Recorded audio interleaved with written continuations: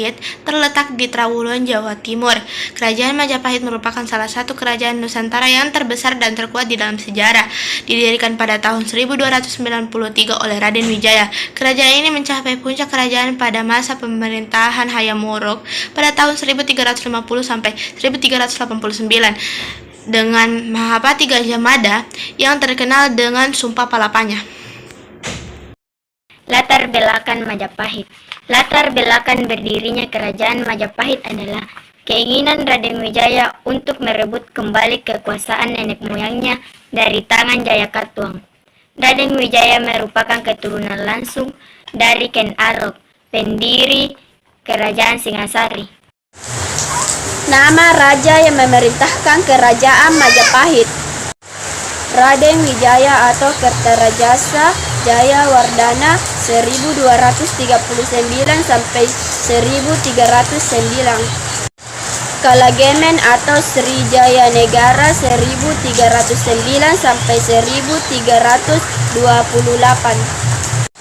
Sri Gitarja atau Tribunawa Wijaya Tunggadewi 1328 sampai 1350. Hayam Wuruk atau Sri Rajasa Negara 1350 sampai 1389. Wikramawardhana 1389 sampai 1429. Ratu Suhita atau Kencana Wungu 1429 sampai 1447. Keruntuhan Kerajaan Majapahit. 1. Tidak ada lagi tokoh pusat pemerintahan yang dapat mempertahankan kesatuan wilayah setelah Gajah Mada dan Hayam Wuruk meninggal. 2. Terjadinya perang saudara, di antaranya Perang Parekri 1401 sampai 1406 Masehi yang dilakukan oleh Wirabhumi melawan pusat Kerajaan Majapahit.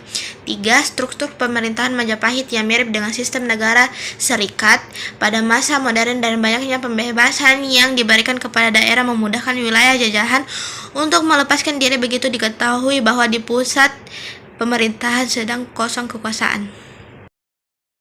Kerajaan Singasari adalah sebuah kerajaan Hindu-Buddha di Jawa Timur yang didirikan oleh Ken Arok pada tahun 1222 M.